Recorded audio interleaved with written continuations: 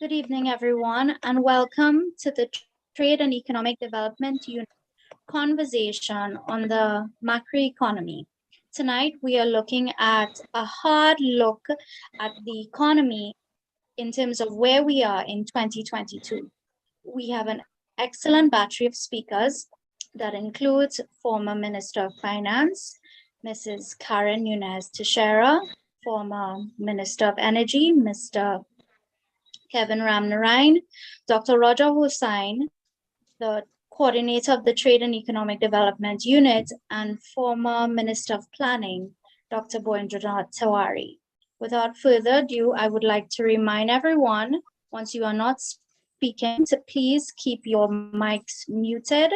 You can use the chat feature to present your questions or post your comments. We look forward to your conversations tonight. So I'm going to hand over to Mrs. Teixeira now to share her thoughts on where we are at today in 2022. Mrs. Teixeira, go ahead. Thank you very much and welcome. Happy to be here with your viewers and listeners and of course with your esteemed panel. Definitely I feel humbled to be part of this national conversation.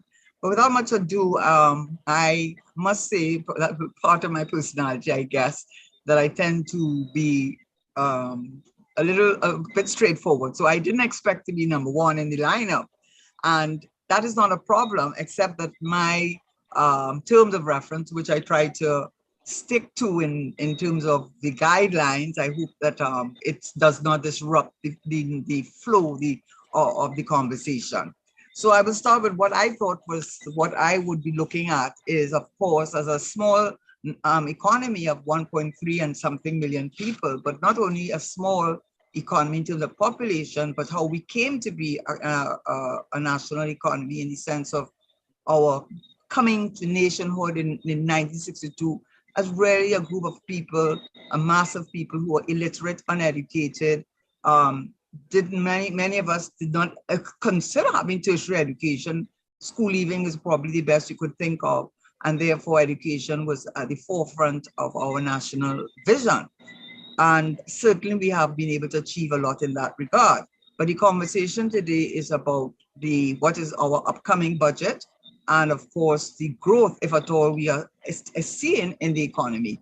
And of course, one of the indicators, the very important indicators for that, yes, we use GDP, gross domestic product, which is the value of goods and services produced in a particular period, which will be our fiscal year. But the one that's of greater concern and really tells you whether your economy is growing and whether you're really producing more is the real GDP, because it factors out the impact of inflation on those same goods and services. And we recognize that in Trinidad that we have had, except I think for 1 year, where it was 0.1% negative growth in every single year. And what is very surprising is that in a year when the reason for the GDP going to the numbers that they have, the huge numbers they have, is because of the price of energy products, both LNG, both the natural gas, and of course down in the Point Lisas industrial estate, ammonia, urea, etc., have gone through the roof. So in our country, unfortunately, we're still suffering from the Dutch disease, and our economy is based on energy prices, which is effectively price and production. So if Kevin Ramnarine has spoken before me, I'm sure he can give a much better breakdown as to where our production numbers look like, what they look like. But you just go to the central bank and you know up to 2040, natural gas, they measure it, was 4 billion per MMMB.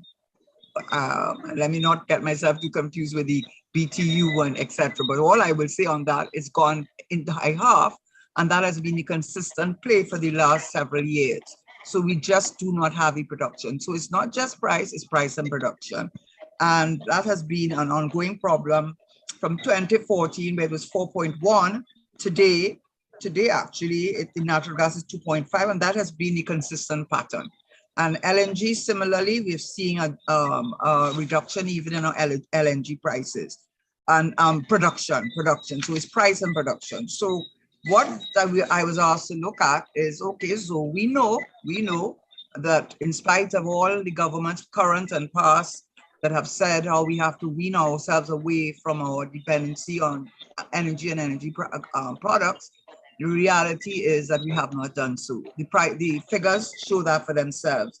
And I want to just say on that point, because you have to, I am not going to compare ourselves necessarily with the big countries, so-called developed countries that have hundreds, maybe thousands of years of civilization and opportunities to get it right. I looked at Barbados, and when I looked at the macro indicators for real GDP for Barbados, in 2020, like in the rest of the world, it was negative 14. Everybody was suffering from the COVID-19.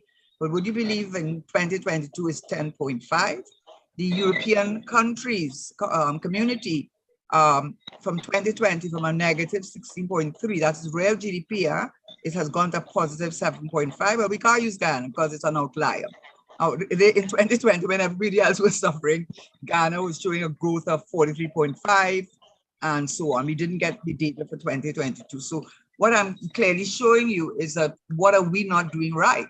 What are we not doing right when these are countries that are far more vulnerable than we are, because they certainly don't have the oil and the energy to sustain them, and they're so dependent on tourism, which took a big hit, a really big hit with the COVID, with all the restrictions.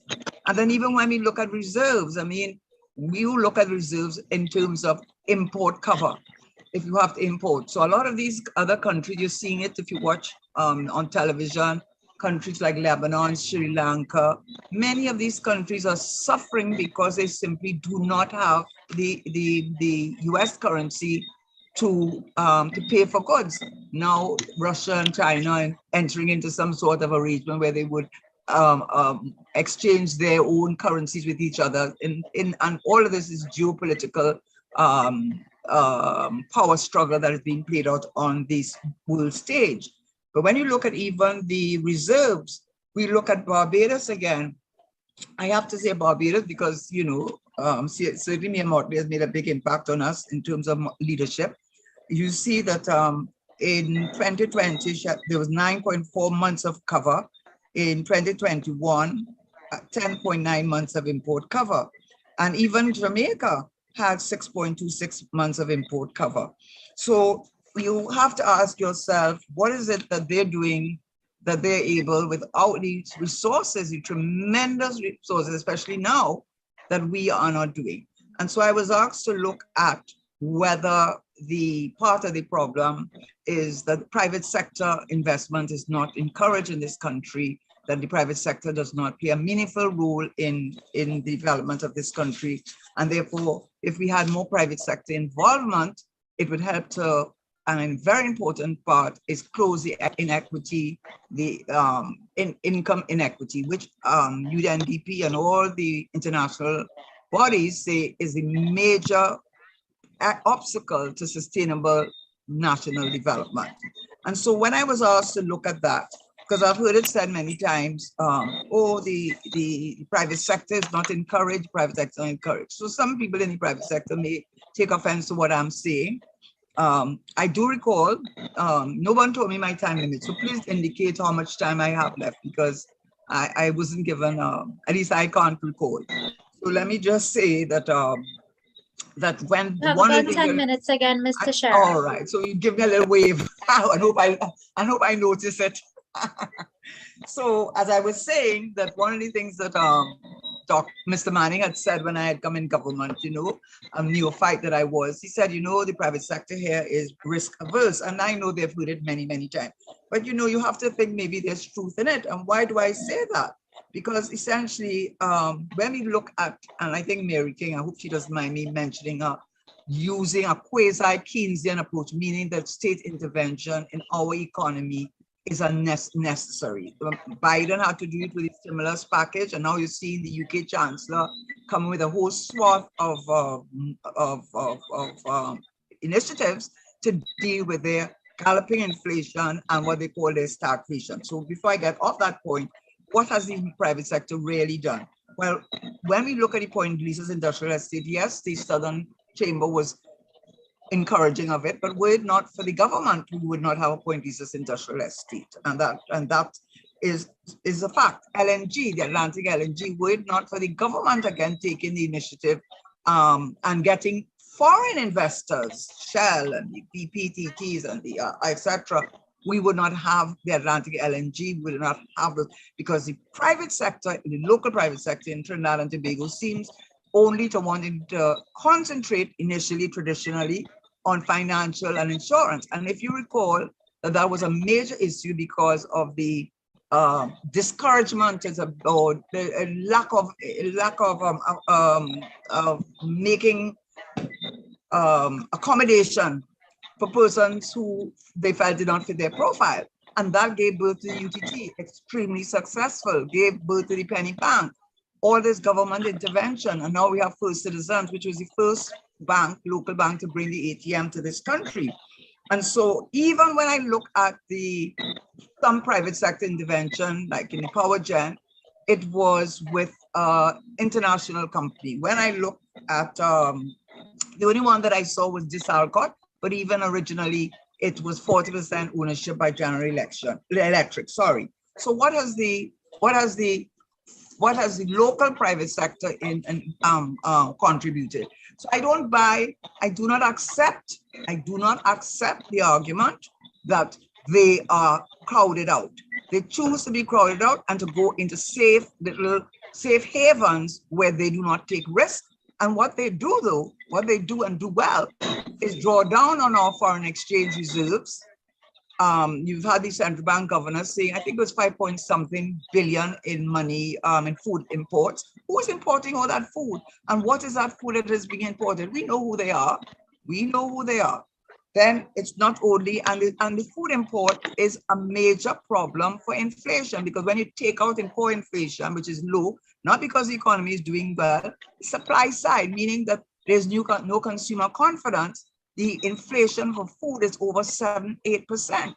What are they doing? They are buying and selling, retail, buy and sell. And the businesses that they own, by and large, whether it's franchises or whatever, they are certainly not businesses that encourage productivity in the country, and certainly not businesses that provide living significant wages to the workers. So their contribution, by and large, has been to take the safe route, let the government take the risk, and in fact, draw down on my foreign exchange, increase my food import bill, and have a number of our citizens living on direct subsidies, which it says about $10 billion. So I can't say enough about their lack of, there are very few examples that I could find that they have come out and take any risk. And in fact, I consider them more to be a hindrance to this development of economy than otherwise. But that is just my point of view. So what would I say that needs to be done? So having said, excuse me, our months of import reserve fell in 2014 from over 11 billion to about 6.8, actually fell a little bit, even with the GDP going from 140 to 180 billion. So where's the revenue take? Where's the taxes? And an indication that the non-energy sector really not making that contribution is that the Prime Minister has already said that the VAT returns are much less, I don't want to exaggerate, but it's in the billions, less than he anticipated. And the income tax, you don't pay income tax under 6,000 a month or 72,000 a year. And the income tax returns are much less than expected, which means that contrary to what anybody is telling you, the economy and the private sector certainly are not doing their part to vitalize or to improve the economic situation in this country. So what I would say is, I looked at what the Chancellor in the UK has had to do. We don't have the problem of the inflation that they have, which is with the energy prices, but we do have a problem with the inflation because it's supply side, it's cost push. In other words, is because the consumer confidence is not there and it's being driven by food. So what we need to do, if I may suggest, and I've said it many times and others have said it, this is our country. We don't have to copy everybody else's model literally we can take from their models and adopt it to our needs. And I would suggest very strongly that we develop, and I see the TTME has already signaled that, but I think the government should establish this apprenticeship program in a serious way from farm to table development of real agro-industry, just as they did with natural gas. I saw there's a man in Trinidad that does organic sugar. Maybe somebody needs, I don't know if you know the packaging and marketing, but Barbados, they still grow sugar. What for? Rum. You can still grow sugar, but for rum. So there are so many opportunities in the agro industry for export, for food security, reduction of our food import bill, that it is many things that can be done. And with that, I want to say, I've sung this song so many times, the cultural tourism. I say that's our competitive advantage, and it can dovetail very well with the agro and agro industry, as well as community development. And I would suggest that perhaps we need to set up a cultural center at the Savannah and in South, not a put together, bit and piece kind of thing. Do it like the level that you did for the President's House or Stallmeyer's Castle or the Red House. Put up booths there, people trained, and let them get the opportunity to become micro entrepreneurs so they can contribute to the country and feel that they're part of our country. So I think I'm running out of your time, but there's so much more I could say on cultural tourism, Airbnbs, the training, etc., that is available. But I will say that if we do go that way with both ideas, obviously the large companies will have space for them, but you have to make space for those at the lower income. And that's where the Gini coefficient is so important, which we have stopped using since 1991, which will tell you the spread of the income in our country. And I suspect of the hundreds of millions of dollars that this country has seen in the last year or so, that most of it goes to about the top 10%, and the rest is distributed among the large majority. So the government needs to do much. Why is it not doing more? Rebecca, I'm going to just say the reason why it's not doing more is because, one, there's a lack of confidence and trust. And they've earned it, if it seems to be a oxymoron to say they earned it. They earned it with AV drilling. They earned it with the Chinese thing where the Prime Minister became Minister of Housing for about 7 or 8 months and signed a framework agreement with the Chinese. Well, he didn't sign it, but had it signed as minister, and then he backed off from it because it was so much not in our interest. We earned it with the commerce, not expression, with the AV drilling. We earned it with the failure to implement nothing they could implement, not the National Statistical Institute, not even the property tax they could implement. I just read the other day that they look at the confusion with Lake Asphalt, which has become a ward of the state, the Guaracara Park. I mean, I could, refinery. I can go on and on with so many examples of lack of implementation and talking the truth. How about that? How about the Minister of Energy not going on CNN and saying Train 1 was still alive? And the Prime Minister finally had to come out after a year and $250 million spent to finally say Train 1 is over. Why it took so long? What about the Minister of Finance throwing the deceased Minister of Energy under the table when they asked him 7 years, you have gotten the production numbers wrong, which affects revenue and fiscal deficit. You know what he said? He said, well, he takes his numbers from Ministry of Energy, and now with the new minister, he has confidence in that. But whatever he said, it was, to my view, throwing him under the bus. So when they tell you something, you can't believe them. You can't believe them. Look at the comments with the comments, yes, and the Bacchanalia, yes, with the Commission of Inquiry in Paria. If you want to use that, if you want to use the scrap metal thing, what's the solution? You shut it down and say, oh, we'll give you some, what do they give them? Subsidies. I mean, the government has earned lack of confidence and trust, which mere motley clearly has been able to obtain from whole citizenry. And if we have a lot of work to do, but the private investors in our country also have to take some responsibility for the state of play. I think I have to stop now. I think you signaled enough with 2 minutes, 1 minute, so I'm down to 0.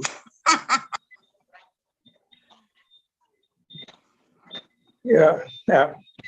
Thank you very much, Mrs. Nunes Teixeira. In joining you, let me first of all preface my remarks by saying that I'm likely to be cut off because I'm using my cell phone to participate in this webinar. And I've already had some problems. I had to go off to come back on. So this is likely to happen, but just stay the course and I'll be back up in a few minutes. But let me thank Mrs. Nunes Teixeira for kicking us off. I think her presentation was very insightful. She focused largely on why the private sector has not been investing. And I think it largely concurs with what I understand of this problem. We have given a whole range of incentives to the private sector here, which in a sense tend to focus them into that area of what you may call non-tradables, which is what she described as import and exporting. And most of them have gone that way because it was very profitable. Up to today, probably these areas are still more profitable than exporting. In the areas like oil and gas, you would find it is much more difficult for them. It's very risky. They don't have the amount of capital that is necessary to go into a lot of those large energy firms. Even when CLICO went there, I think the World Bank felt that was much too risky. But I don't want to go into detail here. I would just like to thank her for that presentation. There are a number of issues she raised, which we can discuss in a short while.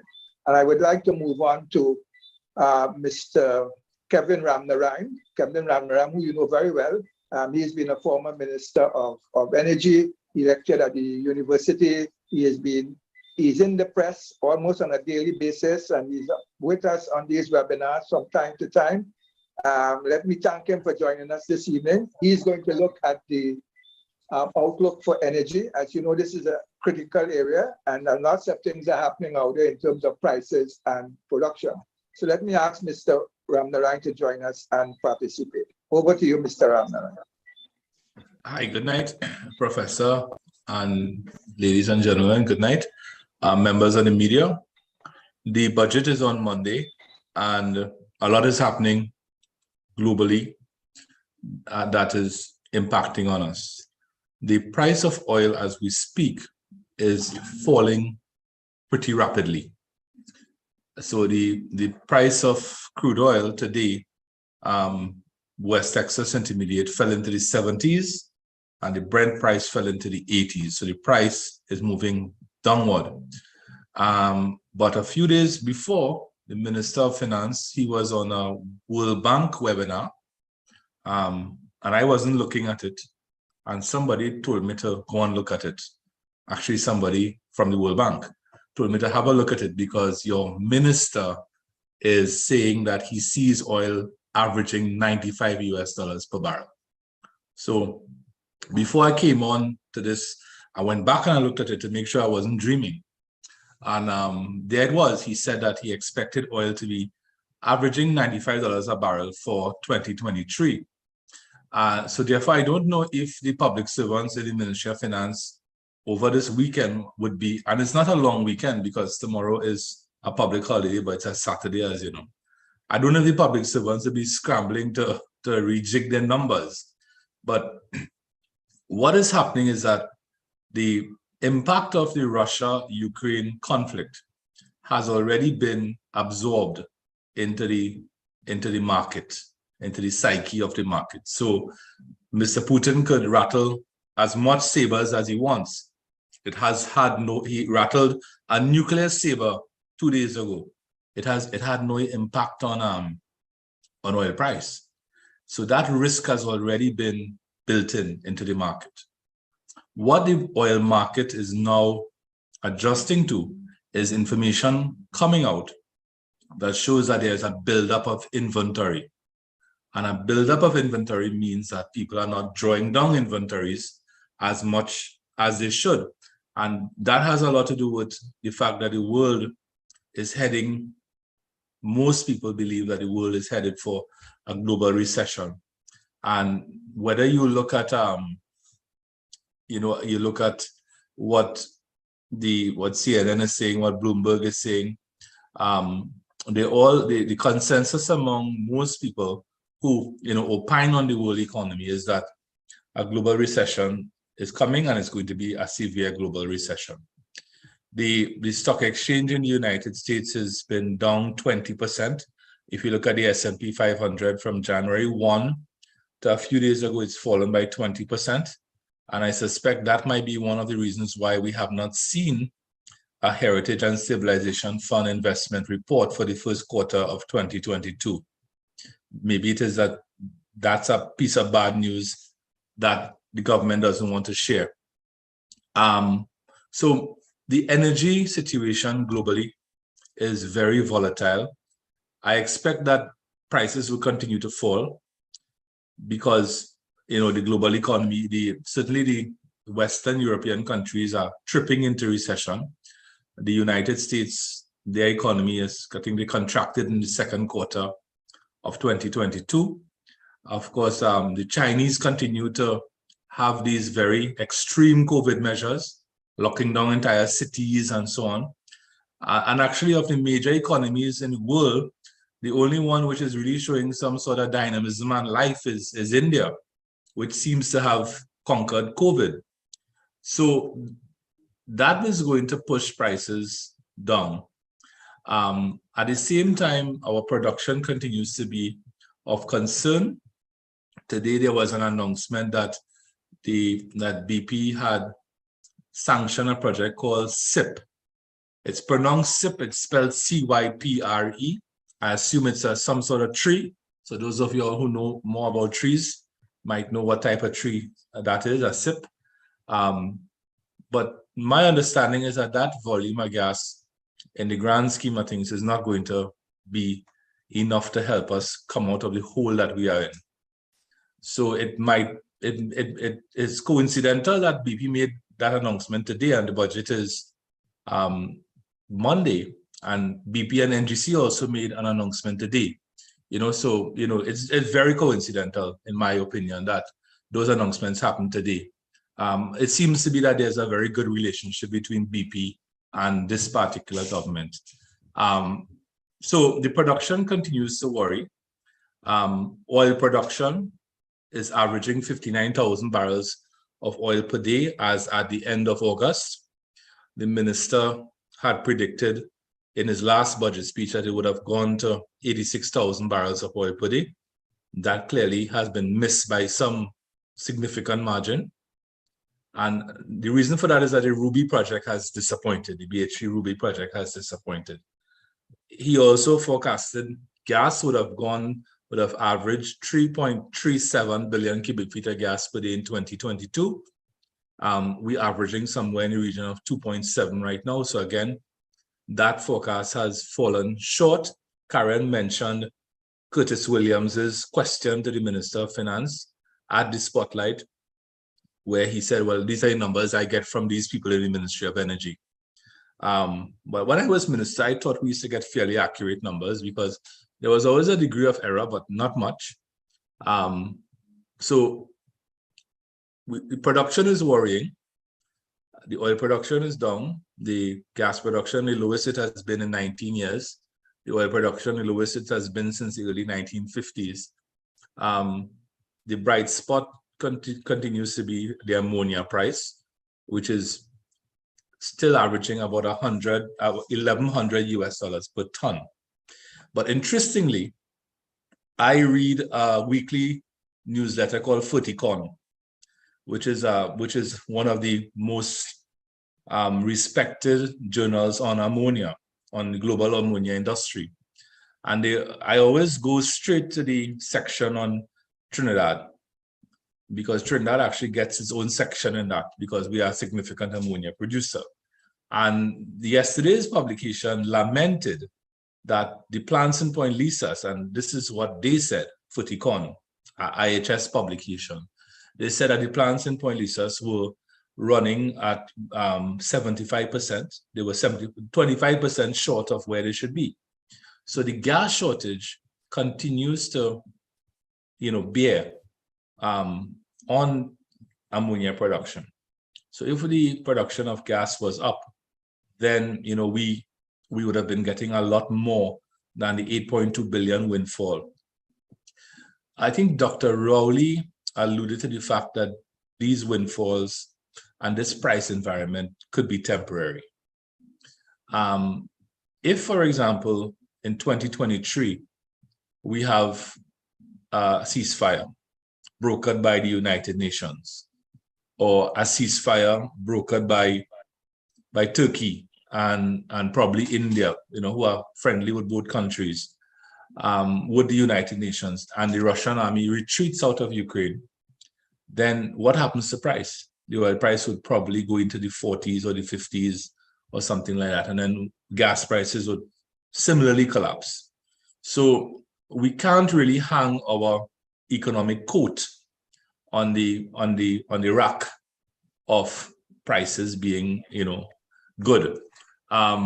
So coming to Monday's presentation, I expect the minister to be his usual ebullient self, given that he's finally had some revenues above 50 billion Trinidad and Tobago dollars. He's been collecting revenues between, I think, 37 billion was the lowest, and somewhere in the high to mid 40 billion mark. So he's gone into the 50 billion mark. He has a bit more revenue to play with. Of course, there are lots of things to do with that money. There is the demand by the trade unions for increased wages. There is our decaying infrastructure in Trinidad. Teachers also want, apart from the public servants, teachers are also demanding more. So it's a difficult time to be Minister of Energy and Minister of Finance. But I think that the government needs to come clean with the country and stop. There's a lot of lack of transparency in the way things are done. For example, today, NGC and BP sign a contract to supply natural gas, for BP to supply NGC with natural gas. You know, that press release says absolutely nothing. All the press release says is that BP and NGC sign a contract for gas supply. And the usual fluffy language about committed to supply the market and so on. I could understand price being kept confidential. I could understand that. And I'm probably prepared to defend that, right? But I don't understand why it must be a national secret. What is the volume of gas that BP is going to supply NGC? Unless there's a good reason for them to be afraid of revealing that number. Unless, if by revealing that number, they might scare some people, investors, for example, and might show that BP is actually supplying less gas than their previous contract, which I understand could be the case. I don't know. I'm asking the question, but in the vacuum of information that we have, you have to ask these questions. So that is where we are. We await the budget speech on Monday. I think it's the 8th budget of this current Minister of Finance. In terms of the prospect for growth in 2022, the minister had forecasted 5% growth in the last budget. The IMF, I believe, it had forecasted 5.7%. I think both numbers will not be realized because for the first half of 2022, gas production was lower than the corresponding first half of 2021. For the second half of 2022, which is not finished, we're only into the 3rd month of the second half of 2022, you will get an improvement in gas production compared to the corresponding 6-month period in 2021.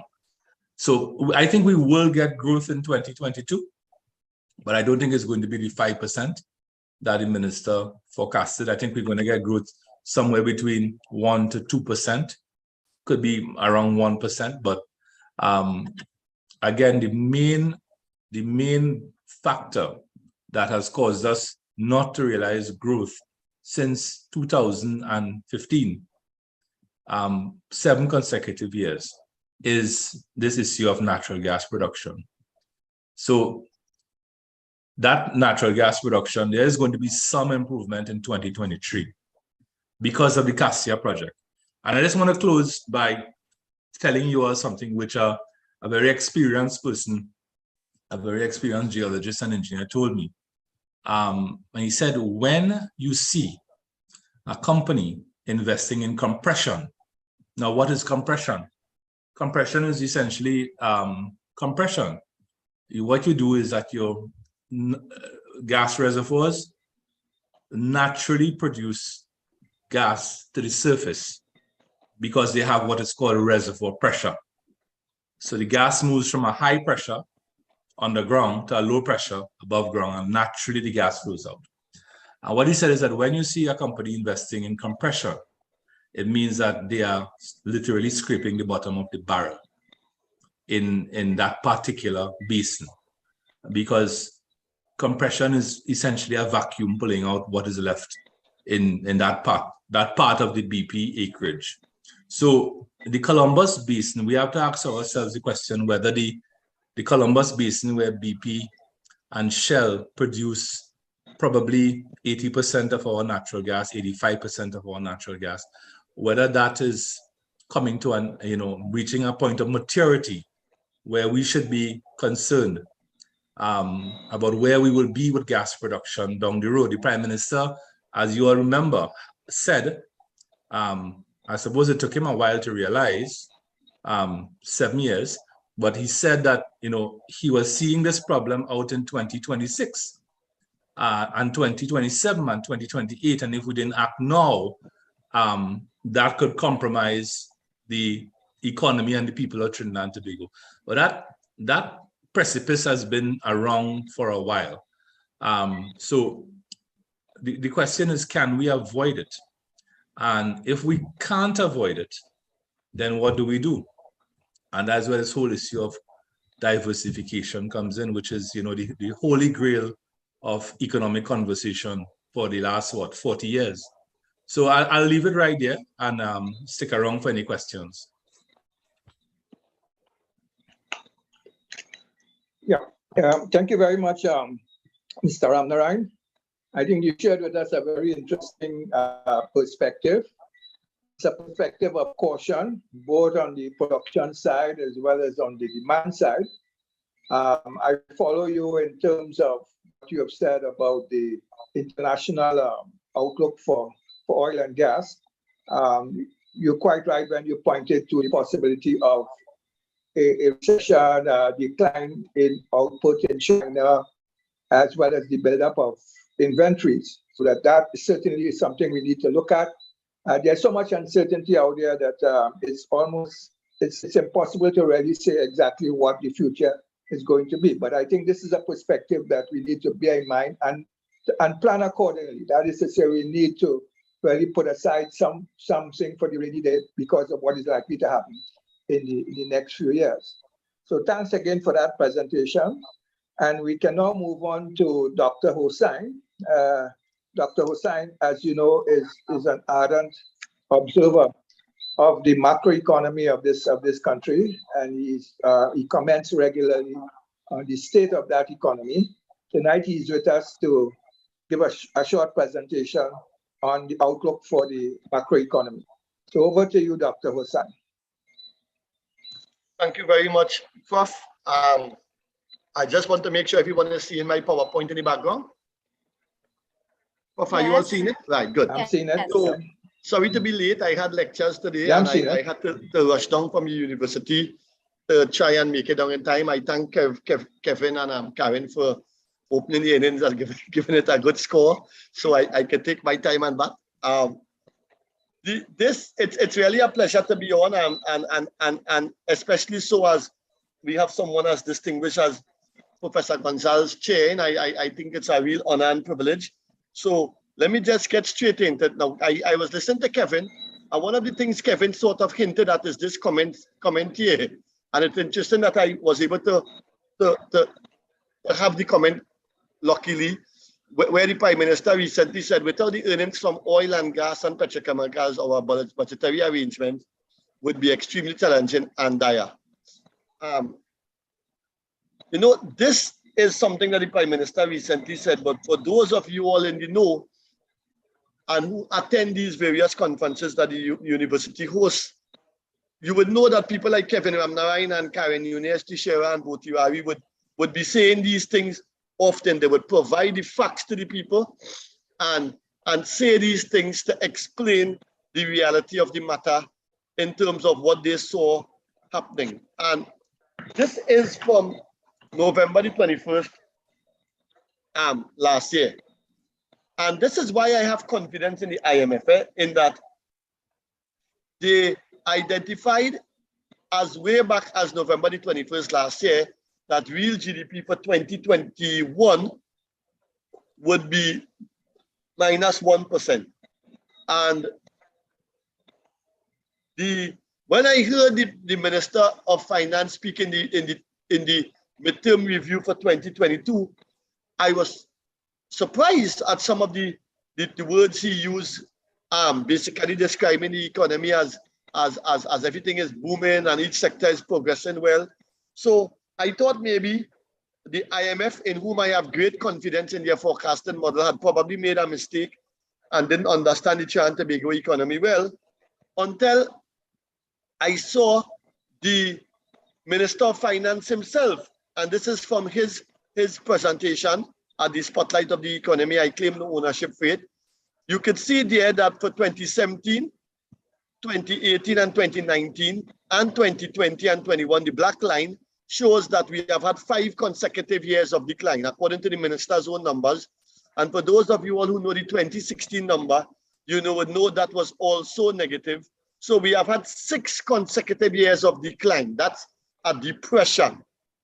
Not many economies in the world experience 6 consecutive years of decline between 2016 and 2021. And in that sense, we stand out, not in a good way, but in a bad way, and in something we would want to reverse. And, in that spotlight of the economy, I heard several commentators basically refer to the fact that we weathered the shocks well. So I would let you all decide whether or not we weather these shocks well. In that here it is, we have real GDP growth, and for those CSO right after the spotlight of the economy would have put out their data, which showed that first quarter of 2022 was, I believe, negative 4% quarter on quarter. And for you to recover from that in the context of the natural gas decline that Kevin Ramnarine mentioned would be very, very difficult. So 2022 is not going to end up being, as the IMF forecasted, anywhere close to 5.7% or thereabout. I suspect 2022 would be closer to about 2%. And for you to reverse that minus 4%, you would need a lot of growth in quarter 2, quarter 3, and quarter 4. And as Kevin Ramnarine already pointed out, for the first half of 2022, gas production was less than the first half of 2021. So that's something to be concerned about. And one of the things that really surprised me was that the fiscal balance continued in 2022 to basically be in deficit. And I got that 3.717 billion from the permanent secretary speech at the spotlight of the economy. If you were to take the ratio of capital to transfers and subsidies, you would see since 2015 it has been on the decline. Now, one would think in an economy like ours, in which you need to open up economic space, that just the opposite would be happening, that capital to transfer and subsidies ratio would be higher. So I'm not sure what is the logic going in there. And the real effective exchange rate, using 2010 as a base year, continues to be substantially appreciated. And that is something we have to be very concerned about. And I saw recently on a conversation chat that I take part in together with everyone here actually, someone from the World Bank asked, so show a balance sheet of the effects of the last few years. And I don't think I need to make a balance sheet. I think the balance sheet is shown in that column marked murders, the number of murders per annum. And actually, based on the 2 killings in Tobago that took place yesterday, that forecasted number for 2022 would be about 594. So we are en route to having the worst recorded murder level since data was collected in this country in 1956. And it's scary out there, and the Pennywise murders recently this week show how brutal young people are becoming in this country it's almost like no bars hold.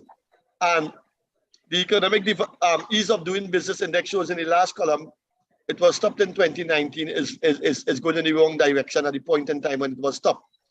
In the period 2016 to 2021, Trinidad and Tobago overall was the first, second, third, fourth, fifth, sixth, seventh, eighth, ninth. The ninth worst performing economy in the world using IMF data. I made a comment today on the television, and several people in various government ministries called me about this data. This is not my data, this is IMF data. I am just reporting what the IMF said in a descriptive summarized format. Trinidad and Tobago is one of the worst performing economies in the world in that time period. And for 2021 itself, whilst most economies in the world improved their economic growth performance, Trinidad and Tobago still found a way to be ranked in the top 20 worst performing economies in the world. And that says something has terribly gone wrong with the structure of production. And I urge policymakers to pay attention, to watch this, to understand it, to study it, and to make changes that could reverse this type of nonsensical outcomes. I won't dwell too much time on this, but the relatively low performance of Trinidad and Tobago meant that in relation to the world and Latin America and the Caribbean, we are being relatively pauperized if we use 1979 as a base year. Now, again, in the same IMF document, and I explained carefully why I have confidence in the IMF model.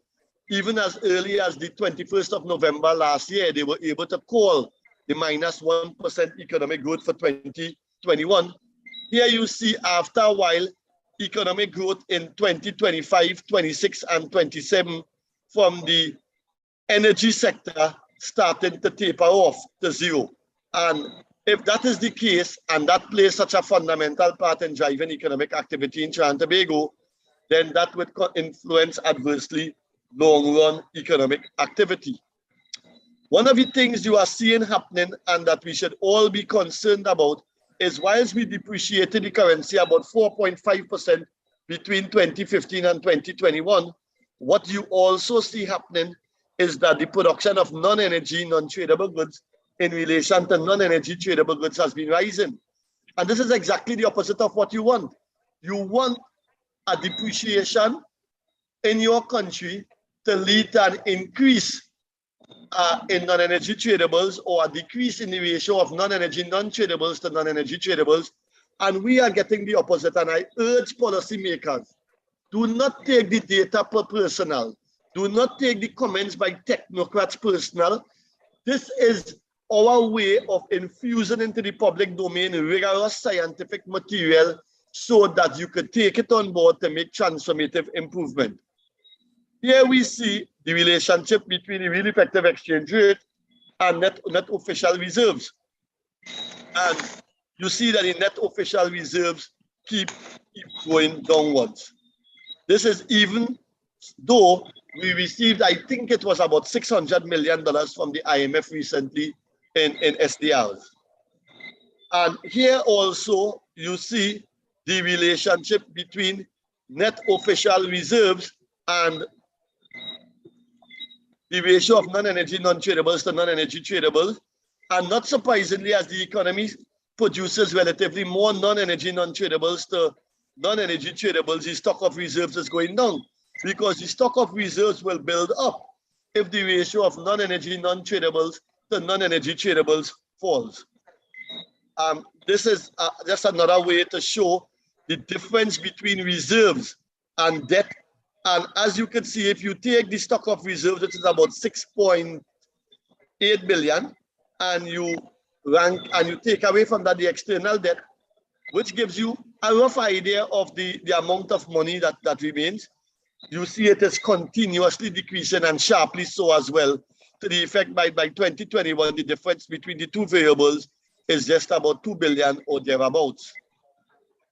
And if you use the IMF data, which I have confidence in, over time you will see that the IMF is saying that the stock of reserves will continue to decline and external debt will continue to increase to the extent that after a point in time, the external debt would supersede the stock of reserves.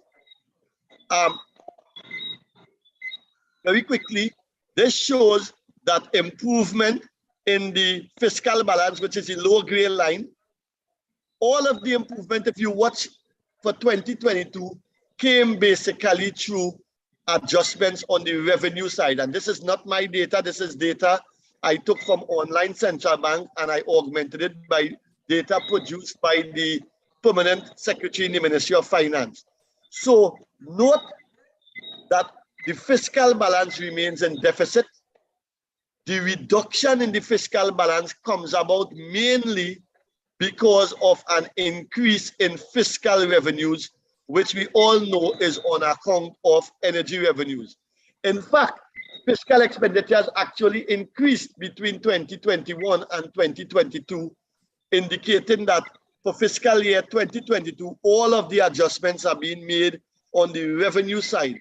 And this is just the opposite, in my view, of what the Trinidad and Tobago economy needs. Debt per capita has increased sharply between 2010 and 2022.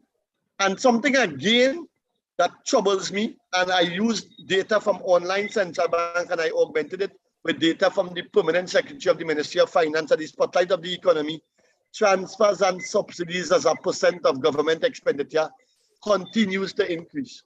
How that makes sense, I don't know. I don't know which policymaker is recommending this, but I seriously urge them to reconsider this and cut transfers and subsidies by about 15 percentage points.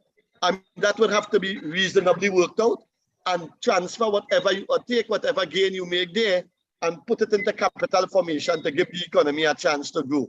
You can't be spending out most of the government expenditure on transfers and subsidies. That makes very little sense to me.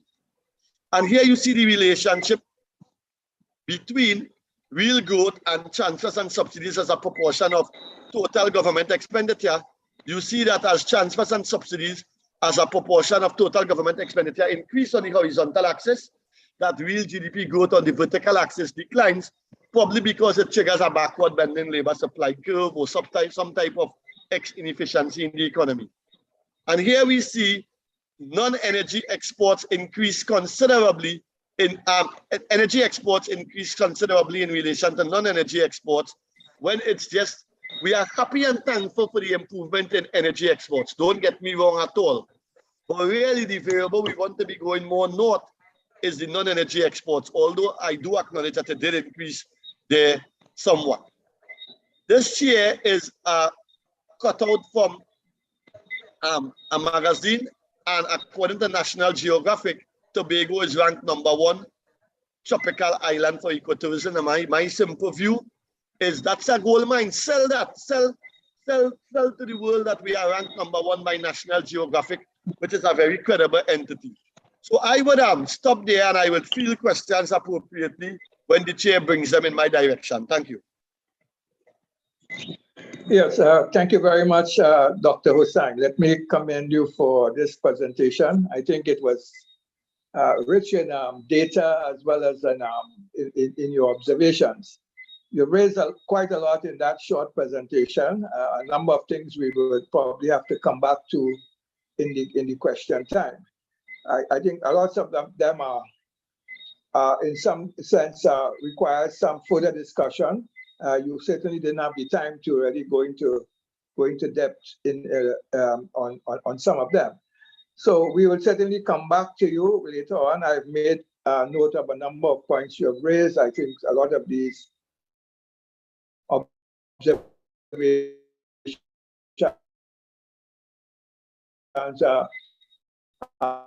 are pretty interesting, pretty original, to this a bit more. Moving on, we need to now round off the discussion area. As you know, is in one government and minister or director of the catalog School of Business. So he has covered quite a wide range of portfolios and is always on this question of the state of the macro policies he believes that we in terms of forward. Over to you, Doctor. All right. Thank you very much. First of all, let me know that you're hearing. Is that okay? Yes. All right. Normally normally when a speaker comes last, he or she would say that, the others have said so much and covered so much ground, which in this case is true, that there's very little else to say. But I want to turn that around. I want to say that the presentations by Karen Teixeira, Kevin Ramnarine, and Roger Hussein, in that order that we had tonight, was so rich, was so connected and complementary and supplementary in their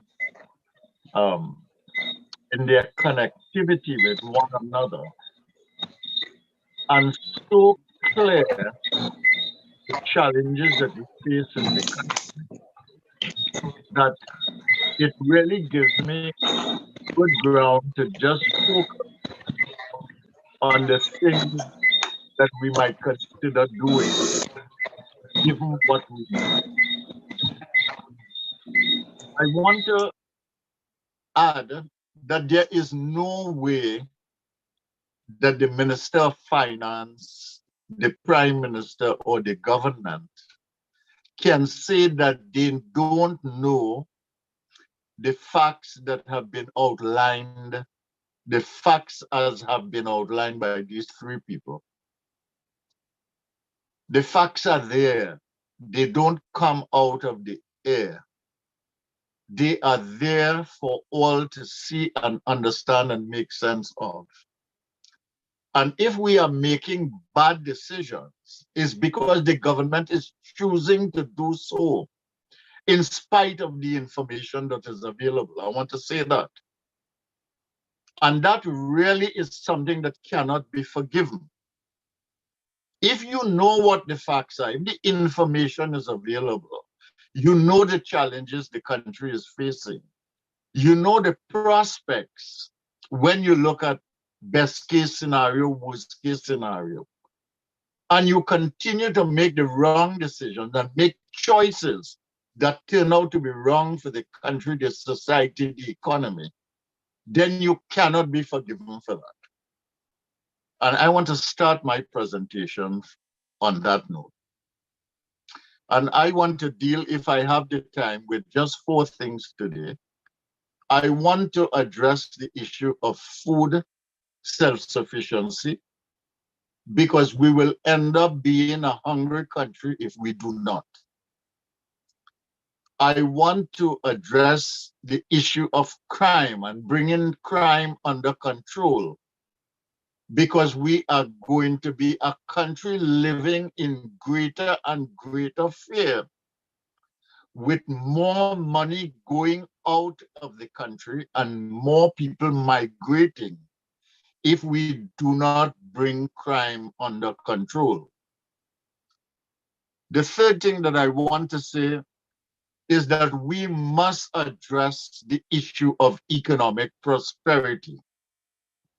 We have had declines for 6 consecutive years now. 2022 does not look good.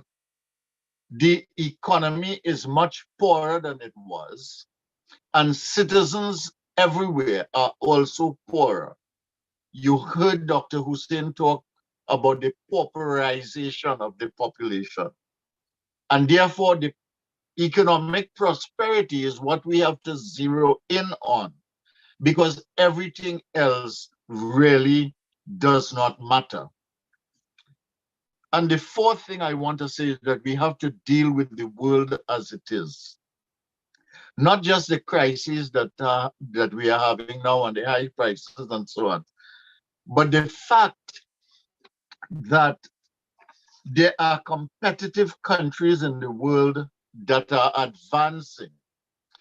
And if we do not somehow connect with where these advances are taking the world, because whatever the prospects, even if it is turmoil, the world is eventually going to settle down. We are going to be left behind. So I indicate again what are the 4 areas: food self-sufficiency, because we don't want to be hungry; crime, because we do not want to be continuing to live in fear; economic prosperity, because we have to develop the country and enrich our citizens rather than pauperize them; and we have to deal with the world as it is and the future that the better parts of the world will embrace, so that we are not left behind. So I don't have to tell you that one of the big mistakes that we have made is not to deal with agriculture properly, not only in Trinidad and Tobago, but in the region. 80% of the food of the region is imported, and we spend $750 million US, or $6 billion, to import food in Trinidad and Tobago, and action can no longer be postponed. So I want to suggest 4 or 5 things that we might do. We need to take all the people who are involved in planting and farming on the land and rationalize agricultural production on rural land. That means settling all the problems with land. Effectively integrate this into the market system with better organization and timely information and meaningful links with agro-processing, and get that right. There's a value chain involved in that. It can be mapped out on one piece of paper, and all you have to do is to sit down and work that like a sums and get it right. The second thing that you have to do is all technologically driven agriculture in this country and covered and protected agricultural systems, and there are many. There are people who are doing this. We need to harness that now and to expand it and to encourage it.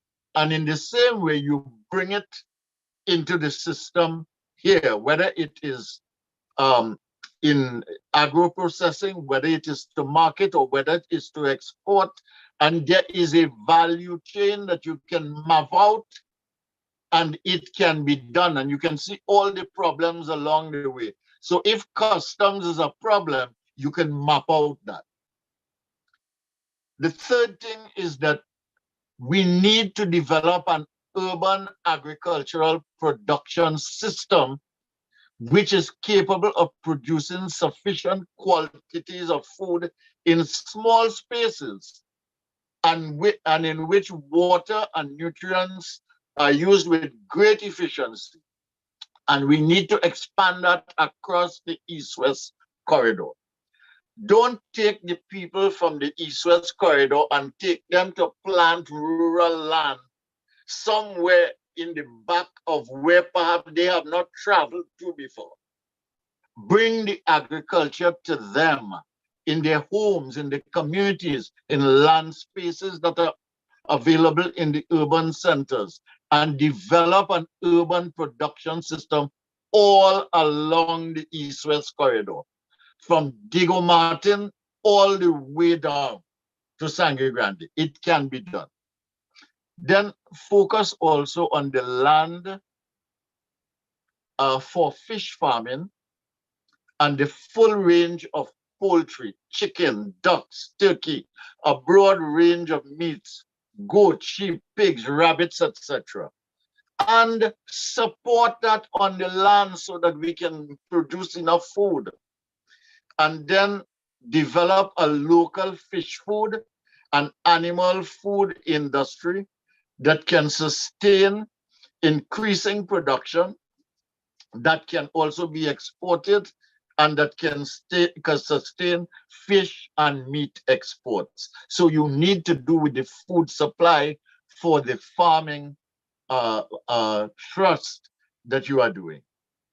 As I said, we import 750 million US in food a year, $6 billion. I want to say Iceland, which doesn't have any place to plant. And they have 360,000 people, but they produce 43% of the vegetables, 90% of their meats, 96% of their eggs, and 99% of their dairy products. Their fishing exceeds domestic demand. Uruguay, a country not far from here, same climate, 3 million people, not far from us. It produces enough food for 30 million people. It exports for 150 countries, including North America and Europe, the fiercest competitive markets in the world. Its domestic production trust, though, is driven by information systems and other technologies. So there are examples and models to be followed. And what this means is that you have got to bring the technology in agriculture. Whatever the mistakes, we have to develop a sense of urgency now and pursue self-sufficiency. Let's create a triumph out of a traditional setbacks. If we get this right, we will reduce the import bill, increase self-sufficiency, boost agro-processing and agricultural and agro-processing exports. The second thing we need to do is to bring crime under control. I don't need to talk about crime. Roger just mentioned what happened in Pennywise, and he mentioned what happened today. And it is terrible. But I want to say something which is important. Guns and drugs come through customs. And customs are an arm of the state that is a legal entity that manages the legal processes of import and export. And these things are monitored in part through electronic processes. Guns, drugs, and trafficked human beings are also carried on boats on the high seas. These are illegal activities. The Coast Guard is in charge of border control in the high seas. Immigration in Trinidad and Tobago is responsible for the entry of people on Trinidad and Tobago soil. Trafficked human beings end up in brothels or other controlled environments known to the police. And drugs are transshipped at the port, customs again, or find their way into local hands and eventually into distributor networks in gangland or in guns. How can you deal with corruption in this society without confronting rotten apples in customs, immigration, Coast Guard, police service? How can we not address brutal owners and the sex trade in women, boys, and men and girls? How can we fail to address business financing of illicit activity? And what about the prisons from where shots are called and plans outlined to be executed outside and targets identified? And to what extent is the army and the judicial system part of the wider network of support for crime and criminal activity? And what about all this intelligence about gang leaders, the number of gangs, the number of gang members? Of what use is this to law enforcement and crime control? I see no evidence whatsoever of intelligence on gangs and gangland being put to work or being made to work. High officials in the police service have admitted that gangs are now out of control.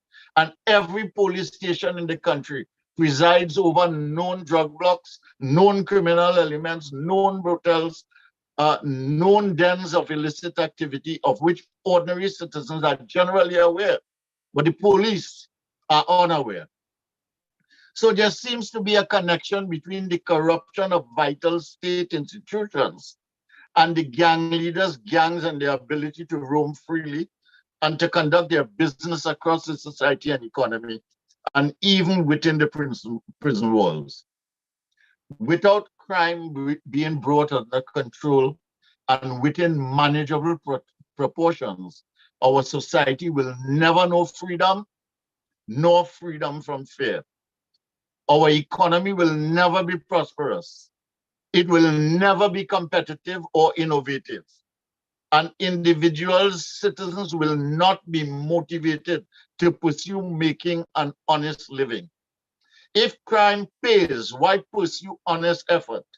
If criminals rule and honest effort prepares you for victimhood, why should you bother? If the state cannot protect you as a law-abiding citizen, what is the value and meaning of citizenship? So we got to get the agriculture right, do the value chains, make it work, and we have to get the crime right. The same thing, do the value chain for the crime, get the connectivities, harness the resources, 10,000 police officers, X number of customs officers, X number of immigration officers, X number of army. Get the thing done, get it focused and get it done. The third issue is recovery, growth, jobs, income, and prosperity. Trinidad and Tobago has not known anything but economic decline and growing hardship for 6 years. And this threatens to continue in 2022. I hear Roger and I hear Kevin saying that we might have 1 or 2% growth rate, given the start of -4% decline and a likelihood of just around there for the second quarter. I don't see how we're going to get that, but I wait and see. Roger is a profound economist, and Kevin is a technically competent appreciator of what is happening in the energy and its impact on the economy. But given what I am seeing, I don't see how we're going to get growth in 2022. Now, the country needs to be prosperous and the economy needs to be buoyant, pumping with business and consumer confidence. That will only happen, though, if there is enough confidence for investment from existing players and from new ones. An investment should drive economic activity at home, but it should also drive exports and export growth. The world we are in is not the same, however. During COVID, technological innovation, and the application of these got a boost in every progressive society. Digital transformation has been taking place everywhere, and artificial intelligence has become central to the productive process. In this world in which productivity, competitiveness, innovation depend on effective digital platforms, digitalization is an essential requirement for Trinidad and Tobago. Countries that take too long to digitalize will be left behind in the world. So the ease of doing business problems that we have been having must be made to go away. Again, for God's sake, put the roadmap for the value chain, the elements of the ease of doing business. Get them right. The digitalization process needs to be quickened. Investment and business transaction processes need to be readily facilitated. The pool of 100,000 or so tertiary graduates over the last 2 decades who are unemployed, underemployed, or seeking to migrate need to be made into an attractive pool of available intellectual capital for business investors. Not so much for what they know, but how fast they can learn and how quickly they can adapt in a fast-moving world of competitive businesses. The government is dependent heavily on the energy sector for high energy prices, but you heard Kevin, all right? And you see where that is going. What if the energy prices fall? Secondly, not only is oil and natural gas production relatively low, but some of the petrochemical plants at Point Lisas are shut down. And those that are open are not producing at full throttle because of constraints in the supply of natural gas. You heard Kevin talk about that with fertilizer. But it's not just fertilizer, it's methanol and everything else. So in terms of foreign exchange deficit that will emerge in the balance of trade, and you had heard Roger talk about that, and payments if energy, balance of trade and payments, if energy commodity prices fall, there is a lot that non-energy exports have to make up to meet the resulting shortfall in forex revenue. That cannot be made up by existing capacity in manufacturing and services in Trinidad and Tobago, such as we have right now. It can only be made up by a significant increase in new export-generating investment in Trinidad and Tobago in the non-energy sector and system. We need at least a 2-year long strategy to link flood control, water capture and storage, drought management, to a serious strategy for tourism inflows. You heard Roger talk about Tobago being #1, supported by agricultural production, culture and the arts, tree planting and environmental conservation and enhancement. And immediately we can start a process of integrated action for foreign exchange inflows to boost tourism, agriculture, culture, the arts and entertainment, as well as the environment. And we can package that for the tourists. That is the meaning of Tobago being #1 by National Geographic. And we could bring in the money while you're trying to get exports out. You can have thousands of people coming in with foreign exchange spending. And the final thing is summoning the will to deal with the world as it is.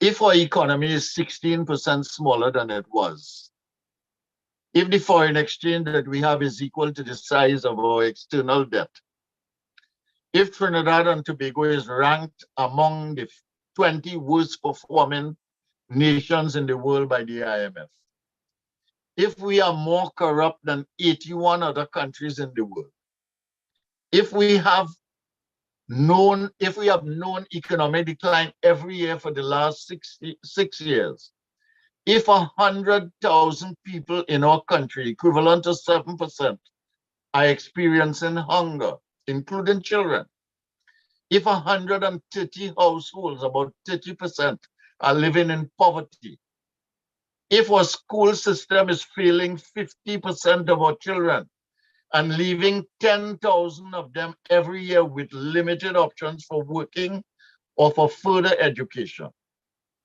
if our tertiary graduates are unemployed, underemployed, migrating, if 40% of our labor force are no longer looking for work, if as an economy we are unproductive, uncompetitive, and far from innovative, if in our society we have widening equity gaps and escalating crime and social unraveling, you have to do something different to get out of this backwardness and move forward.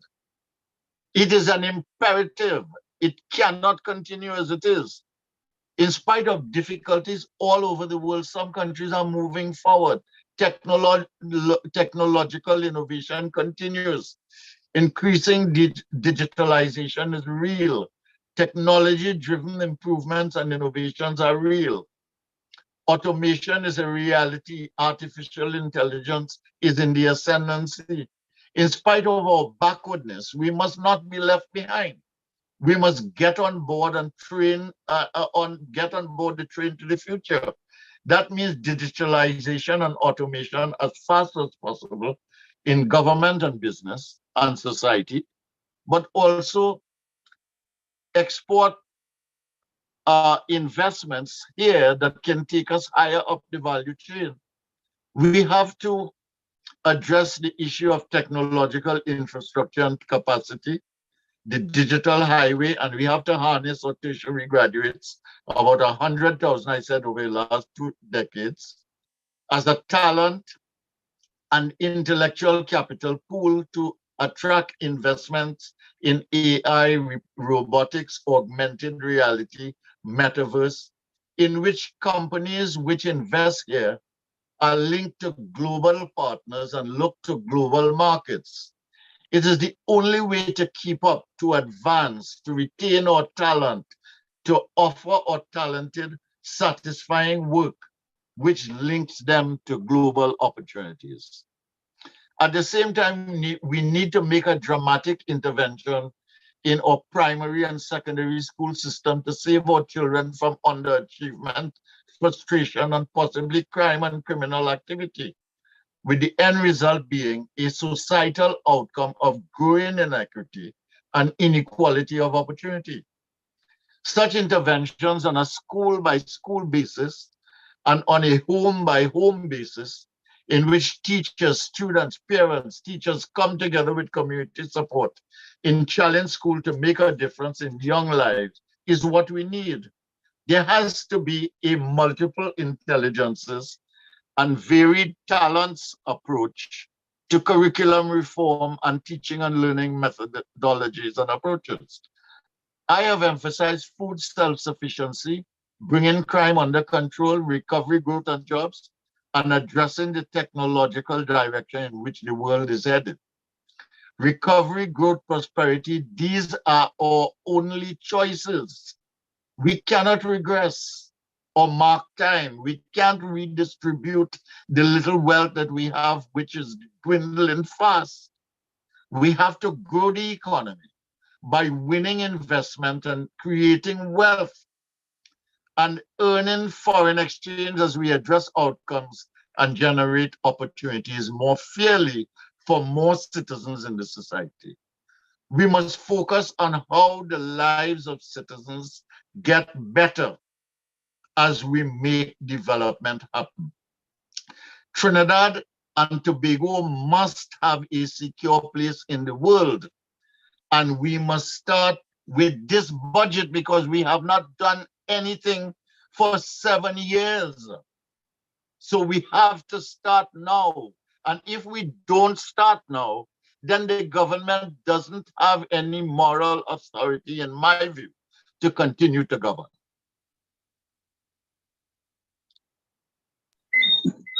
Thank you very much, Dr. Tiwari. I think that it's interesting how you emphasize the urgency of policy action, and I think it was a good decision that you came at the end of the panel interventions. I think you tried to pull together a number of things in some kind of holistic way and offer very practical suggestions as to how we can solve them. The areas you mentioned are, of course, areas that we have discussed before and which are of key importance to how we get out of this downturn or recession. So certainly we're going to come back to a number of issues you raised. You have quite a lot in that presentation, and we will certainly want to pursue some of these issues with you. Let me turn now to the question time. There are a number of questions that are coming up on the chat. Let me start with those at the top. I myself have some, but we'll come to that later on. I've noticed, first of all, that there's the question of the windfall. I think it was that the Minister of Finance said that we were getting about $8 billion in windfall from his calculations. He said that, I think, some weeks ago. And the question that is coming up, and I think it was largely posed to Karen, but I think anyone, it would be interesting to hear others as well coming on it, and is how would you use this windfall to achieve growth in the economy? So I think it was particularly addressed to Karen and to some extent to Kelvin. So Karen, would you like to come in on this particular issue?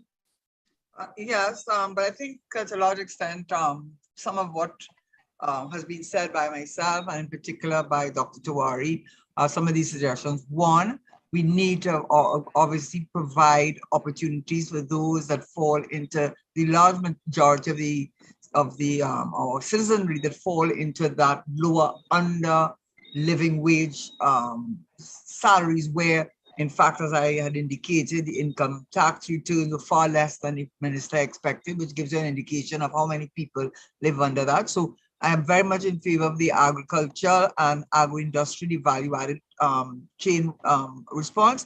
I spoke about it, and I think what Dr. Tawari said is right. You just have to you make a blueprint, and you repeat that blueprint over and over again through the country, and it will also help us with our food security, our foreign exchange reserves, get rid of all these franchises. What are they doing in this country?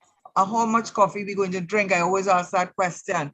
And the ease of doing business, I understand in UK, when they're looking at growing because the inflation is so high, 13.7%, the response is a multi-pronged response, but one of the things is to try to grow the economy to temper the impact of inflation, which is really energy related. But what they're trying to do also is reduce the steps to starting a business, reduce the steps to opening up a business, and that is important. Get rid of all of the fluff and the bureaucracy, because that encourages corruption and it doesn't allow those at the lower end, which make up a large sector of our society, to become micro entrepreneurs. I think that is a critical hands-on approach that we need to take, not only in growing the food within Trinidad and Tobago, but with our CARICOM brothers and sisters, to have a really effective agro-industry entrepreneurship built in this country. I think that will do a lot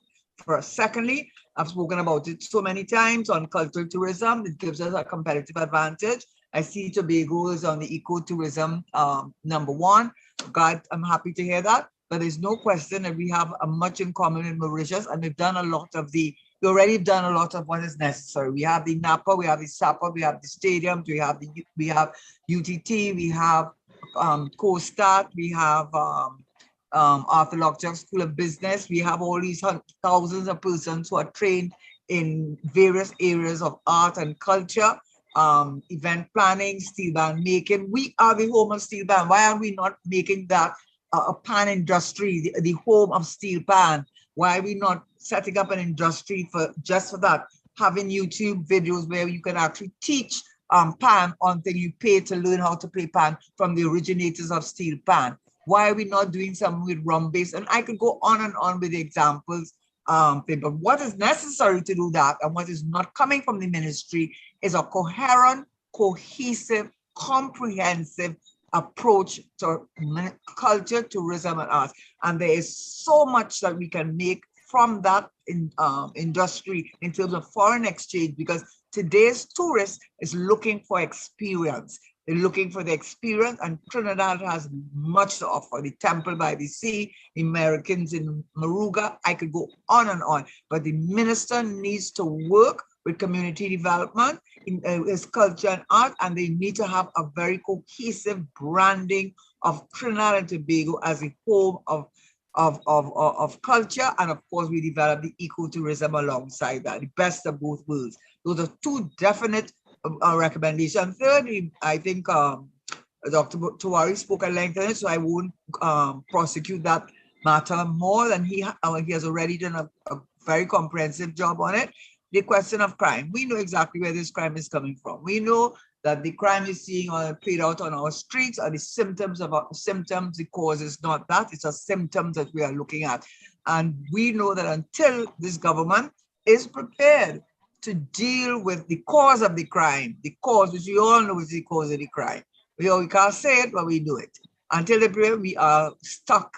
We are stuck in our development. And in doing so, looking at the cause, the government looking at the cause of the crime, it needs to do more for those at the larger sector of our society, and less. Why can't you pass that procurement legislation? Why do you have a public-private partnership that benefit only a certain set of people in this country? Why are you letting these private memberships, casinos operate, which we know is part of money laundering? The Consul General, he wasn't there, he's not the ambassador from USA, came out and talked about the human trafficking, because so bad, it's so terrible that situation is in Trinidad and Tobago, and yet the government seems unable to deal with the cause, the main cause of our crime, which is the drugs and the money laundering. And it is no question about that. So until we have a government that's prepared to deal with that, we spin in top in mud. So those are my three contributions. Yes. Yes, thank you very much. Yeah, thank you very much. Very, very helpful. Yes. I don't know if any other member of the panel would like to respond to that question. That is, how would they use the windfall to try to solve the problems that we have discussed?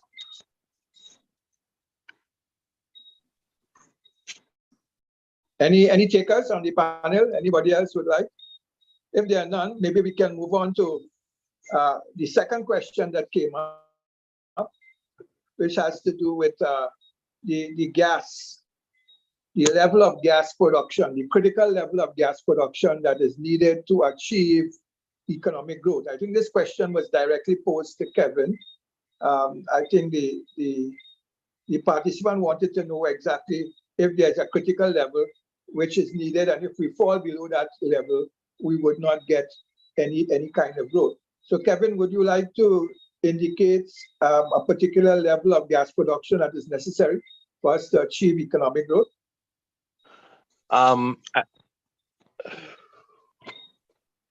Yeah, sorry, I just yeah, there's no, that's a difficult question to answer, because let's assume that we produce a tremendous amount of gas tomorrow, or a tremendous amount of gas in 2023.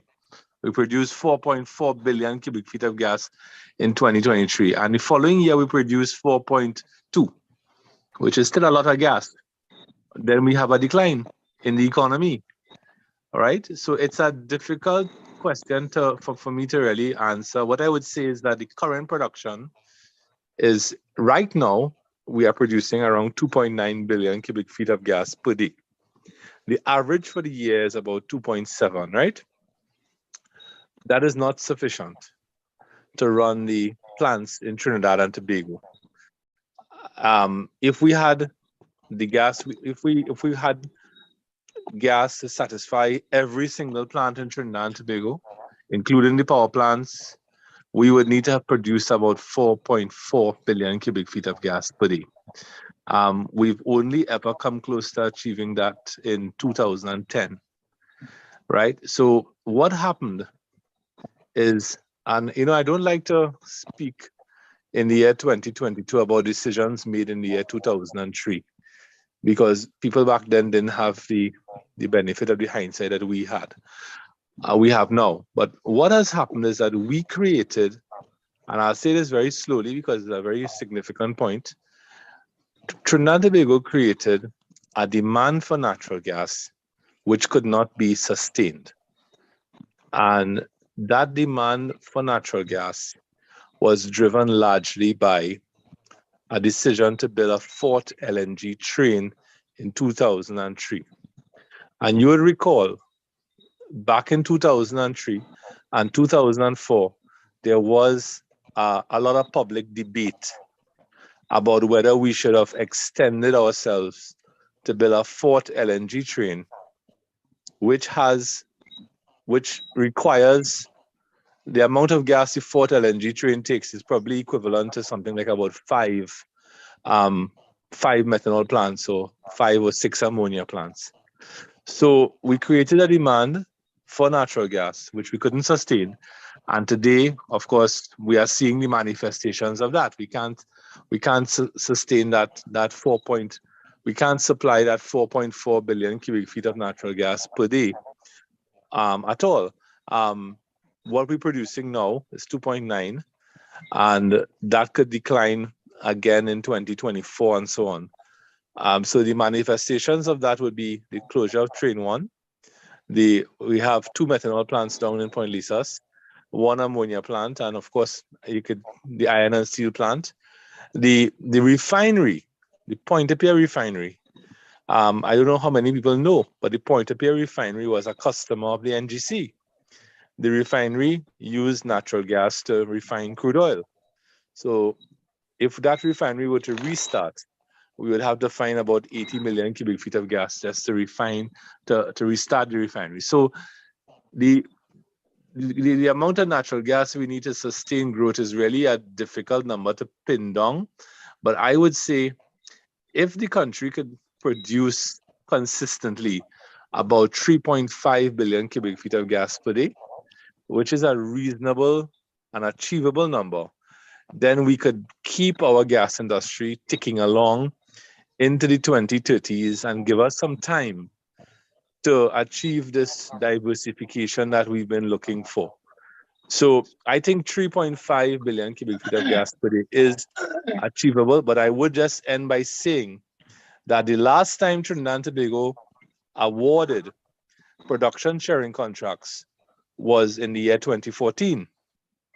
We are now in the year 2022. 8 years have gone, and we've awarded no production sharing contracts, which is why I was very busy in my 4 years as minister awarding them, right? Because I knew how critical they were to the future of this country. So this hiatus where we've had 8 years of no awards of new production sharing contracts and so on is going to compound the problem that we have. Just one more, the announcement made by BP today of the sanctioning of this project called SIP. That project called SIP is related to an exploration well called Macadamia that was drilled in June 2017. That exploration well would not have been drilled were it not for the fiscal incentives of 2014, which expired on the 31st of December 2017. So BP drilled that well within that window. And the point I'm making is that the companies have to be incentivized to explore. And if you're not incentivized to explore, and if you're not giving them acreage to go and explore, then you're setting up the country for what the Prime Minister is seeing in 2026, 2027, and 2028. So I'll just leave it at that point. Yes, thank you very much, Kevin. I think you gave a very technical and a very comprehensive reply. I wasn't expecting that, given the time span we have. Let's move on. And the next question that came up is on the issue of food security. I think someone raised the point that we prefer to import food from Miami, and that conflicts with importing food from the rest of the region. And I think the question that is implied here is, what can we do in order to substitute CARICOM produced food for this imported food? That is the idea that there's some lobby in the region that tends to inhibit intra-regional trade in agricultural produce. I don't know if this question might be directed to Dr. Tiwari, because you touched on the issue of food security. Dr. Tiwari? I think I'm not, is he there still there? Or mic is off. Contact. His mic is off. Can you hear me now? Mute your mic, Right, yes, Dr. yes. Tiwari. Yes, I'm hearing you. All right. Yes. We must be careful how we looking at that kind of data. Don't forget I said about 80%, and I am not the one doing this because I don't have those figures, but I mean, those are figures given by people in the Department of Agriculture at UV. 80% of the CARICOM imports of food come from outside of CARICOM. So the production system in the region is really quite limited and really needs to be rationalized and organized in a systematic way. There are some countries that do very well, like Guyana, because they went through a very, very fierce economic period before they discovered oil, and they had to move to self-sufficiency. And they did that very well. So it puts them in a better position now to benefit from the oil. Hopefully, they will not fool around and let the agricultural gains that they have made collapse. But I mean, I, I think the way we should look at agriculture in the Caribbean is this. We need to feed ourselves as far as is possible. And we should take that as an objective and try to achieve that. The second thing, the Caribbean is one of the greatest destinations in the world for tourism. If you take all the CARICOM islands, if you take the wider Caribbean, and if you need to supply food for the tourist industry so that you get more out of every dollar spent here, so that you have all the hotels in which they are staying, producing food in which you have a significant element of local input. That alone would make a difference if you looked at the regional supply chain to support the tourism industry. And of course, I have nothing, I mean, I think the goods, the agricultural goods, I mean, and other goods should be moving through CARICOM freely. I don't know why up to now we don't have the CSME. I mean, when Prime Minister Manning was Prime Minister, he asked me to do something with him in which I proposed that we in fact take 1 year to establish the CSME and take another year to establish relations with the countries of Central America and to have a bigger, wider free economic trading zone. And I think that would have helped a lot by expanding the markets and creating the opportunities. But, you know, in this world, you know, Karen was talking about risk averse nature of the private sector, but the government also is risk averse, I think. And none of their businesses are profiting. None of them are profitable. And I think in this world, you have to take some bold measures in order to put your country in a position to stand proudly on its own as far as that is possible. You could never be totally independent. You will always be dependent on other people.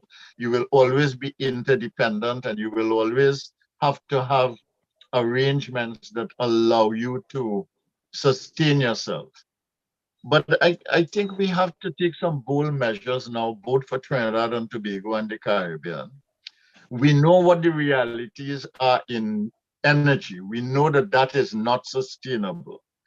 It is not sustainable because of what is happening in the industry, how we are dependent on the world system, and how fossil fuel is being viewed by the world as we move forward into the future. So we know what is the situation with that. So we have to look elsewhere. So why are we increasing our dependence of thought, of mind, of commitment, of negotiation capacity, and so on in energy? We should continue to do that, but why are we putting all of it in that basket when we need to do other things in order to survive? There are things in technology that can work that have nothing to do with producing anything but services, and that can really, really make a difference in your economy. There are things like food, which you can deal with your import and your foreign exchange situation, and at the same time create the opportunity for exports and manufacturing. So I think that there is a serious problem of commitment and will in this country. I think politicians get into power and then they forget that the task is development of the country and the people, and they do whatever they're doing. And I really think that that is reminiscent of a kind of backwardness and deep corruption that has very little to do with money. It really is a corrupt way of seeing yourself in your service role in this society. And I think that that is a brutal misunderstanding of the rule. Yes, thank you very much, Dr. Tiwari. Let me say that while I put the question to a particular member of the panel, if there are any other members on the panel who would like to intervene and contribute, please feel free to do so. Okay, so the questions are not exclusively to just the particular person that I may refer to. If I may make a comment, Professor Gonzalez. Yeah. So I appreciate the question and the comment that Dr. Tiwari gave, and I would narrow the response a little more to the Trinidad and Tobago economy, where when you look at the foreign exchange situation, and especially for those of us who are aware that the HSF, and I know Karen and Dr. Tiwari would know about this, that the HSF value, I have been trying to get a number. I suspect it's about 4.5 billion now, but we would see on Monday, I suppose, has gone down because of what happened in various stock markets and international markets recently. The need to preserve on the use of foreign exchange is critical as part of our growth process. Now, we have to do that intelligently. You can't just go into agricultural production if the cost of production is 1,000 times the equivalent import price. You have to do it with a measure of intelligence and a measure of reason. And what I would say is that a definitive buy local campaign led by the PM, the Prime Minister, in some advertisements, and at the same time he could probably, this is the way I see it. I have called before for the Prime Minister to lead a team that led the transformation on the ease of doing business. Well, something else have now superseded the need to change ease of doing business, because if we don't fix this murder level and this crime situation, we will probably be all dead. So my view is that the Prime Minister of Trinidad and Tobago, being the leader of this country, have some I think they call it well, I call it panchayat, and have some village meetings, some fireside meetings. I think I hear Karen say, and with the people, with the young people, go about, and as we go about in election time, and we have meetings in these different places, go about and have meetings and call out the young people and ask them how you are going.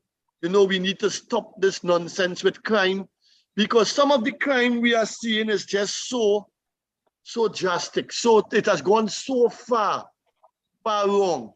And talk with this parental guidance, with this maturity of being a leader, and in the same spirit encourage local consumption. So I am not sure if that would work, but that's my advice, that's my suggestion, to help ease the demand for some aspect of foreign exchange, while at the same point in time appealing to the young people, reaching out to them, showing them a caring government, a softer side. I think that could work. Sometimes when we have problems on the football field, some of us older guys, we go and we say, hey, you're cool all yourself. No, where kick the man for? Behave all yourself. We didn't come here for that, brother. And everybody cool down, we hug up, we shake hands, and we move forward. My simplistic view, and it is a simplistic civilian talking in this sense, we need some of that at the national level. We need the PM, the Prime Minister who just lead up this country, to reach out and say, hey, brother man, what's going on there? Ease up a little bit, cool it down a little bit. Let me live with more love. That is my view. It might sound like nonsense, but that is my suggestion. Thanks. Yes, thank you very much, Roger. I think the next question is directed to you, and it has to do with the manufacturing sector. I think the participant wanted to know, why is it that manufacturing has not been given sufficient attention as he perceives agriculture to be given? I must point out that, for instance, in the latest economic bulletin of the central bank, that is the latest economic bulletin for July, it was mentioned there that manufacturing output increased, or non-energy manufacturing output increased by about 2 or 3%. And this did not include petrochemicals. So I don't know, Roger, if you would want to comment on this. No problem. I took a good deep dive look at the manufacturing sector over the last few days. And I could say with a high degree of confidence that the non-energy manufacturing sector did improve. And it improved, it improved well. It showed for the last 3 years, it has been going up. And then I went a little deeper and I went into the non-energy export, both within CARICOM and both outside CARICOM. And I saw in both regions it is increasing. And I went and I looked at the top 25 commodities in each case. And it was commodities like some food products, some plastic, something to do with electrical equipment, a miscellany of different things, including manufactured products and a few agro-processing products. So I commend the TTMA, and in all fairness, I also commend the Minister of Trade, under whose watch some of this falls. Plenty thing is going wrong in Trinidad and Tobago where it is going correct, I am saying it, and I encourage her to keep on that pathway. I think the TTMA should be given a national award as an institution because of the effort it has put as a private entity and as an NGO entity to help bail the non-energy export sector out in terms of fetching more export revenue. And so we just have to hope that could continue. What we need is in parallel, and I know people like Mark Edgell and Vashti Gayadeen has been pushing, is that TTCSI come on the radar now and do a bit more to bring more services export revenue, because when you look at these services data in the balance of payments, there are some gaps still to be filled. So maybe they can model on the TTMA's approach, and we can now get two stronger sectors bringing in non-energy export revenue. Good. Thank you very much, Dr. Hossain. I think we just have roughly about 5 or 7 minutes again, and I would like to give each member of the panel 1 minute to really make a summary comment. We do have other questions. For example, I've noted that someone has asked about the investment required in agriculture, how much private sector and how much government. I don't know, probably as you sum up, maybe you may just wish to touch that. But let me start by asking Karen to just make a brief summary of what she, some kind of takeaway that she would like to present us with. Yeah, well, I think limitations of time do not allow me to deep dive into some of the things that have been said this evening. And insofar as my understanding of the manufacturing sector, what the central bank said was mostly distributive. And one of the reasons that the Minister of Finance has really not wanted to go the way of devaluation, I'm not saying whether right or wrong, is that most of the so-called manufacturing by the manufacturing sector is imported, things that are imported. In other words, they operate as an assembly line. So I think you're giving a little bit too much credit, because all that red beans and corn and all those products that I see in the agro component are things that have been just brought here and canned in Trinidad and Tobago. And in fact, that is one of the reasons they say that we should not devalue, because if we were to devalue, the cost of bringing in those things to so-called support our so-called manufacturing sector would make our manufacturing unsustainable. So do we really have a manufacturing sector? I think you're crediting it far too much. And I really take exception to the extent to which you feel that they have made a contribution to the economy. What we need to be doing is looking at the agro and agro industry, tourism, cultural tourism. I think those are really, as the former administration said, real growth poles for Trinidad and Tobago. But unless we deal with crime, and we know the source of the crime, let's stop pretending. Why are we pretending? This thing about the Prime Minister going and talk to people. I mean, Dr. Hossain, with all due respect, I mean, You know, do you think that's the answer? You think that's why we have crime in this country? No. You think that's why we have the issue with money laundering and gambling in this country? You think that's the reason? Because he has to come and give them a parental fireside chat? Yeah. Well, I was in government and I'm telling you, no, that won't work. Yeah, thank you very much, Karen. Sorry. No, Mr.